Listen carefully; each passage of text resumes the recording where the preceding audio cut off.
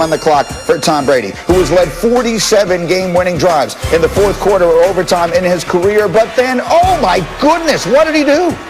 He just floats that. Fuller there for another interception. And that's how it ends. The Rams win it 27-24. Tough night, Tampa Tom. Brady's made a career out of moments like that. Why do you think he hasn't played his best football against the better teams in the NFC so far? Still trying to figure that out. I mean, at times we look really, really good. And then there are times when we obviously don't. I felt very, very comfortable in the 2-minute drive until that throw. We've had some chances, definitely. And receivers are doing a great job, and I got to get them the ball. So got to figure out how to do that. Downfield and throwing 15 yards downfield or more. This was easily his worst game of the year. 1 for 9 in those situations with 2 picks. This year, when he has a completion percentage of 45% on those throws, the team is 7-0. When it's below that number, they're 0-4. So the struggles really continue. And let's bring the crew in here. And Jeff Saturday, I'm starting with you. I don't know that anyone in America didn't think when Brady ran out of that field at the end of that game that he was going to find a way to win it. What did you see from him there and all night? Yeah, he can't make the plays that the team needs for him to make, and he proved that last night. When Bruce Arians is talking about how comfortable he is going into that, I'm not really sure why. I mean, there were plays early in the game that showed you that he really wasn't on point, and I'll show you the plays I'm talking about. Listen, this is one-on-one coverage. You have your best guy, Evans, on Ramsey. He throws the ball out of bounds, Greeny. I mean, look, at least give your guy a shot to make this play, the first true deep ball, and then you throw it out of bounds. That does not give me a ton of confidence. And then right here, this is out in the left flats.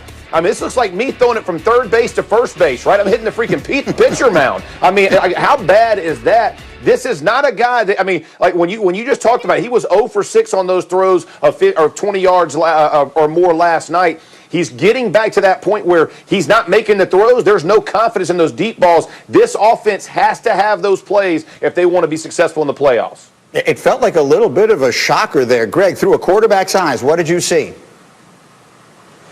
Oh, Brady, guys, it was not good from him by any stretch. But part of the problem is the fact that the pressure that they were applying up front along the defensive line was absolutely atrocious. I mean, he has guys in his lap, and he used to be able to pull off those throws that you just talked about, even with guys in his lap. Look, the storybook on Brady has always been, hey, move him off the spot, see if you can hit him. He's going to be a different guy if you could do both those things. Well, he used to still be able to execute those throws maybe half the time. Now, he misses a throw, he has to adjust his arm angle, and it's brutal. But you look at the third quarter, guys, first 20 plays of the game, really nice. The third quarter, y'all, I thought I was watching the Chicago Bears. Oh. It was absolutely atrocious offensively. The plan was bad. They weren't smart with protections. Brady had no opportunities. And as soon as they took Jalen Ramsey and put him on Mike Evans, they ramped up the physicality that you saw from the Rams secondary, and they had absolutely no answer. I just really, really hated their second half plan and their inability to make adjustments. Brady was off the mark. Bruce Arians was off the mark. The receivers couldn't separate and the offensive line couldn't protect. But other than that, it was a pretty solid night. Great. So I'm thinking back over the course of the season, the primetime games they've had this year. They lose to the Bears on a Thursday night. They get obliterated by New Orleans. They barely beat the Giants. They may have gotten a fortunate bad call at the end to hold on. And then last night they lose here. And Dan Graziano, you were telling me that you were texting with some scouts and others watching. What were they telling you they were seeing? Yeah, one thing that stood out to me, somebody said that the Buccaneers coaches are not doing a good enough job on early downs of putting the Bucs in position to avoid third and long, and that they're impatient on offense and it's just pure drop back, and they just didn't see a lot of creativity from them. So I think people are surprised by that, because you think about Bruce Arians as a guy that can be creative on offense and put his guys in position to succeed, but the thought around the league is maybe they're just not doing enough and asking maybe a little too much of Tom Brady to just drop back from center and fire it downfield over and over again. I mean, you're watching the Rams doing pre-snap motion all night, and you really don't see much of that from Tampa Bay. And I think people are surprised that there's not more interesting elements to that offense. So, Jeff, let's talk about that. As you're watching it, how much of it is players and how much of it is plays? How much of it is Brady and how much of it is what they're not doing right to put him in a position to succeed? Well, I think Dan makes a great point about putting them in the position, but at the end of the day, when the plays are there to be made, you have to make them. And the underthrows for the interceptions that Brady is doing, it's one thing to miss a throw. It's another thing to turn the ball over, right, and not protect the football. And everybody understands Bruce Arians has always been a 5-step, 7-step, hey, we're going to chuck that thing down the field and make plays. When Brady went there, he understood what was going to be asked of him. The problem is if you're going to miss, you can't miss with a turnover, right? And so there's things he's not seeing in the defensive backfield, but Bruce Arians is going to have to help Tom Brady because he's showing you it's going to look like in the future. You've got to give him more intermediate routes. You've got to help him out. And here's the other point, Green. They got to run the football. You know, they bring in Rojo and they have Fournette. At some point, you got to establish a run and be physical to take the pressure off of Brady somewhat.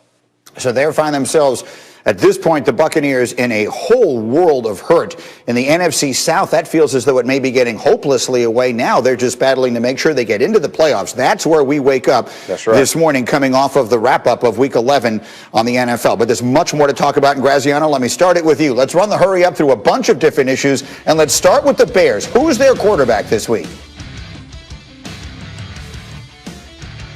Well, they don't know yet, Greeny, and Bears head coach Matt Nagy said he has to get everybody on the field tomorrow, Wednesday, and see how healthy they are.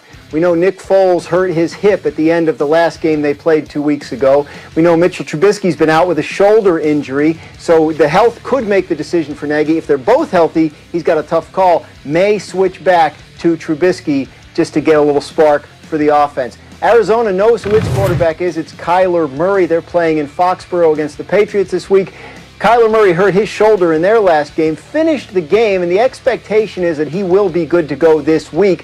Head coach Cliff Kingsbury said yesterday they're going to get him out on the field today, practice today, and make sure he can cut it loose. That's a quote from Kingsbury, so we'll see. But the expectation is Kyler should be fine for this week's game against the Patriots. The Baltimore Ravens will not be fine at running back Thursday night against Pittsburgh. J.K. Dobbins and Mark Ingram both tested positive for the coronavirus, according to Baltimore coach John Harbaugh. That means they have to be out for 10 days at least, and that means they won't be able to play on Thursday against Pittsburgh. That Baltimore running back room going to be very, very thin for a game the Ravens absolutely have to win. And looking ahead, they play next Thursday too, so those guys would be in danger of possibly missing 2 games depending on do they show symptoms, how long it's been since the test, etc. Let's take a look at some of the numbers here. The Ravens lead the NFL in rushes per game and yards per game, and Dobbins and Ingram are a huge part of that, around 42% of the team's total carries and yards. Here's John Harbaugh, still confident that his team can stay aggressive on the ground Thursday night. The run game is always a group effort. All 11 guys are involved in that, certainly, and I'm sure we'll run the ball on Thursday night. You know, people say all the time, you got to trust the process, but we've been working for so long. It's going to happen. I'm telling y'all, it's about to happen. You know, I'm confident in this team. We just got to keep on going, keep on trusting, and it's time to go show the world what we can do. Okay, so a lot to unpack, again, ahead of what is a really important game. And Graziano, let me quickly start with you again, because I'm sure when this story came down yesterday, positive tests, game is 3 days away. There were fans wondering, well, is the game going to be played? What is the